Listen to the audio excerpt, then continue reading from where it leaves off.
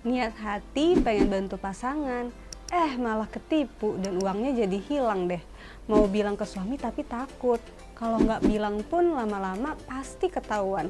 Pengen nangis juga tenaganya udah hilang. Kalau ini kejadian sama Zafrans gimana? Rasanya pengen banget deh punya mesin waktu kayak Doraemon. Halo Zafrans, selamat datang lagi di Zafinance TV. Saya Nabila, host di Zafinance. Di Pops Clinic kali ini, Zafinance dapat curhatan nih dari salah satu ibu rumah tangga yang ketipu investasi bodong sampai puluhan juta. Tapi sebelum kita dengerin curhatan lengkapnya, saya mau ngingetin Zafrans yang mau one-on-one consultation dengan konsultan profesional dari Zafinance. Zafrans bisa langsung cek link ini ya. Oke, sekarang kita coba dengerin gimana permasalahannya dulu.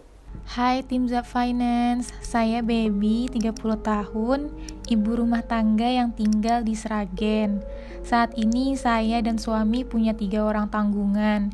Beberapa waktu lalu, tanpa sepengetahuan suami, saya ikut investasi bodong dan ujungnya uang 43 juta hilang. Padahal dana tersebut rencananya buat membeli rumah tahun depan. Pemasukan rumah tangga kami saat ini datang dari gaji suami 5,5 juta per bulannya. Kami pun hanya menggunakan kurang dari separuhnya. Untuk kebutuhan bulanan 1.760.000 dan untuk hiburan 930.000. Jadi kalau di total setiap bulan yang dikeluarkan hanya 2.690.000. Dengan gitu ada free cash flow 2.810.000. Aset kas dan liquid yang kami punya disimpan dalam bentuk tabungan 50 juta dan reksadana pasar uang 500.000. Total ada 50,5 juta jadinya. Untuk aset investasinya hanya ada logam mulia 2 gram dan saham 5 juta. Sementara untuk aset konsumsi kami ada rumah senilai 150 juta, motor 12 juta, dan perhiasan 9 gram. Dan sekarang saya lagi bingung gimana bilangnya ke suami. Aduh, kalau saya jadi Mbak Baby juga pasti takut nih bilang ke suami. Dan 43 juta itu bukan uang yang sedikit ya Zafrans.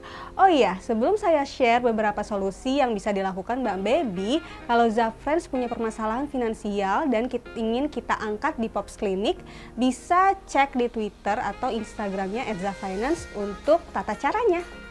Kita kembali lagi nih ke kasusnya Mbak Baby. Secara keseluruhan kondisinya sudah sehat nih keuangannya Mbak Baby. Karena baik rasio likuiditas dan menabungnya pun sehat. Sama untuk rasio utangnya pun dari data yang dikasih sih nihil nih Zafrans. Tapi tadi kayaknya nggak ada dana darurat ya.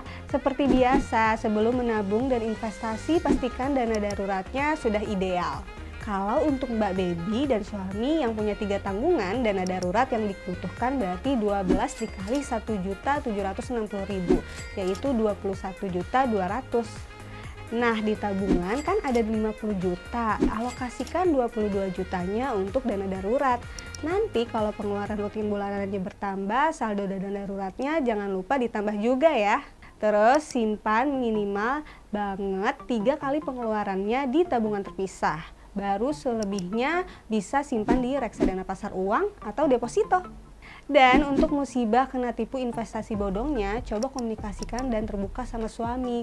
Karena 2 hal ini penting banget buat keluarga. Apalagi saat dikasih kepercayaan untuk mengelola keuangan keluarga. Jadi Mbak Baby harus terus terang sama suaminya ya. Apalagi tadi kan bilang dananya buat tambahan beli rumah tahun depan. Diskusiin sama suaminya, jangan cari jalan sendiri yang mungkin bisa mengakibatkan Mbak Baby terjerumus lebih dalam lagi. Oh iya Mbak Baby, jadikan kejadian ini sebagai pengalaman berharga ya, supaya Mbak Baby maupun suami lebih hati-hati lagi kalau mau investasi. Coba buat rencana keuangan sebagai panduan mencapai tujuan keuangan keluarga. Investasinya di produk yang dipahami aja dulu. Rajin-rajin analisa dan sesuaikan sama tujuan keuangan yang mau dicapai. Buat beli rumah tahun depan, pastikan dulu lokasi yang Mbak Baby dan suami mau dan anggarannya berapa. Kalau udah hitung kebutuhan dananya, ini bisa pakai kalkulator yang ada di website Zafinance di www.zafinance.co.id. Kalau sudah investasi berkala di instrumen yang dipahami, pilih yang sesuai profil resiko dan jangka waktunya.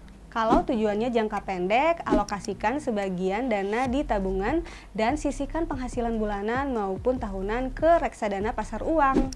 Dan terakhir, buat rekening khusus untuk dana beli rumahnya. Oke, Zafriends, Pops Clinic kali ini sampai di sini dulu ya. Semoga apa yang sudah dijelaskan bisa membantu Mbak Baby dan Zafriends yang punya masalah yang sama. Sekali lagi saya mau mengingatkan nih, kalau komunikasi dan keterbukaan itu kunci dalam hampir berbagai aspek kehidupan, termasuk untuk keuangan, apalagi keuangan keluarga, di mana kita yang dikasih amanah untuk mengelola keuangannya. Jadi ada baiknya sebelum bertindak dan membuat keputusan, diskusikan dulu sama pasangannya ya. Oh iya, Zafriends, jangan lupa share, like, dan nyalain notifikasinya supaya nggak ketinggalan video terbaru dari Zaffinance TV. Saya Nabila, pamit, sampai ketemu lagi di video berikutnya. Bye!